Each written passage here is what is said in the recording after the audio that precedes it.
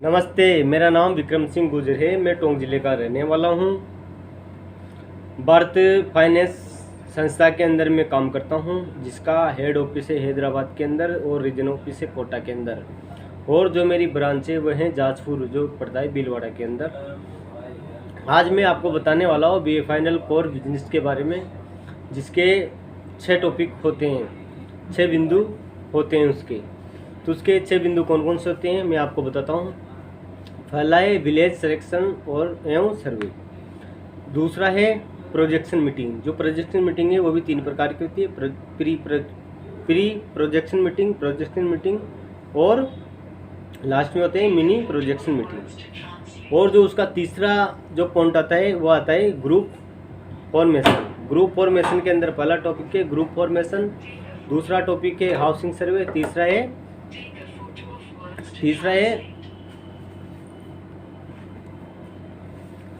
तीसरा है target detail. और उसका चौथा टॉपिक आता है वो है CGT एवं GTR। और उसका जो 5वां टॉपिक है वो है सेंटर मीटिंग और छठा है LOC। तो आज आपको बताने वाले हैं विलेज सिलेक्शन एवं सर्वे। विलेज सिलेक्शन एवं सर्वे कैसे करें, कैसे होता है। अगर आप किसी को जो लोन बांटते हैं तो सबसे पहले विलेज सिलेक्शन एवं सर्वे किया जाता है, वो गांव के अंदर किया जाता है। उसके अंदर क्या होता है कि गांव के अंदर हर मौसम के अंदर आने जाने की सुविधा होनी चाहिए, जिससे कि बरसात हुई या सर्दी हुई तो वहाँ पर बाढ़ जाए तो वहाँ आने जाने में दिक्कत होगी। और वहाँ पर राजनीतिक माहौल अच्छा होना चाहिए, राजनीतिक माहौल नहीं होना चाहिए। क्योंकि वहाँ पर क्या है, राजनीतिक माहौल का मतलब है कि अगर एक ही लीडर के अनुसार पूरा गांव चले तो मान लो वो लीडर कहे कि आज किस्त नहीं देनी तो फिर क्या होगा। तो इसलिए राजनीतिक माहौल भी अच्छा होना चाहिए।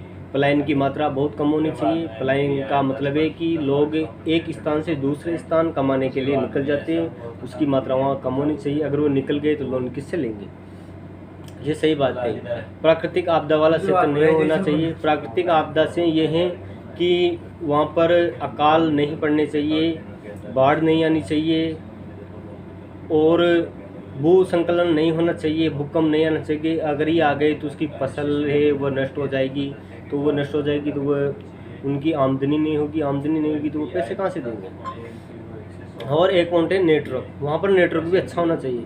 अगर नेटवर्क नहीं होंगे तो वहाँ पर जो टेप के अंदर जो कलेक्शन करते हैं वहाँ पर उसको कलेक्शन करने की वहाँ पर जो समस्या है वो देखने को मिलेगी। और पॉइंट है वहाँ की जनसंख्या, जो ग्रोह की जनसंख्या है वह 40 से 45 ग्रोह से ज़्यादा होनी चाहिए।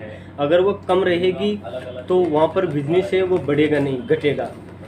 क्योंकि मान लो 20-30 ने ले लिया तो फिर आगे कौन नहीं लेंगे। अगर वहाँ की जनसंख्या भी अच्छी खासी होनी चाहिए।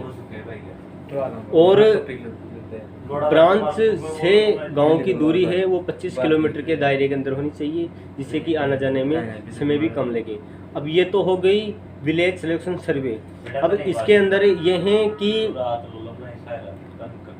कि वहाँ के अन्य आदमी से मिले, गांव वाले से मिले। तो कौन कौन से मिल सकते हैं। पहले आता है जो आंगनबाड़ी की सहायिका होती है, जो कार्यकर्ता होती है, उनसे मिले कि हम आपके गांव के अंदर आए हैं, ऐसी मीटिंग है और ऐसे कलेक्शन बांटना है।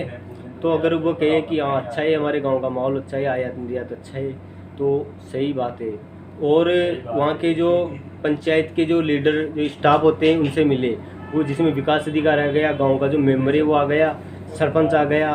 और जो MFI के लीडर हैं, जो दूसरी कंपनियों के लीडर हैं, उनसे मिले कि आपको ये लोन दे रहे हैं या नहीं दे रहे हैं। अगर दे रहे हैं तो बहुत अच्छी बात है। अगर उसी कंपनियों का लोन नहीं चुका रहे तो हमारी कंपनियों का भी लोन वो नहीं चुकाएंगे। और अन्य गाँव से भी मिले। अन्य गांव से मिलने का मतलब ये है कि दूसरे गांव के जो प्रमुख हैं उनसे भी मिले कि ये गांव का माहौल अच्छा है, यहाँ पर अच्छा है तो यहाँ पर लोन दे या नहीं दे। ये सब होने के बाद वह जो विलेज सिलेक्शन करेंगे उसका जो सर्वे है वो एक फॉर्म आता है, उसके अंदर पूरी उसकी डिटेल भरते। पूरी डिटेल भरने पर जो सर्वे करने गया है SM जो संगम मैनेजर है वो गया है, उसके हस्ताक्षर उस फॉर्म पर होने चाहिए। और बाद के अंदर जो BM सर है उसकी उपस्थिति के अंदर या वो उसको सही करेंगे कि हाँ ये सर्वे सही है, फिर आगे आपको प्रोजेक्शन मीटिंग करनी चाहिए। नमस्ते।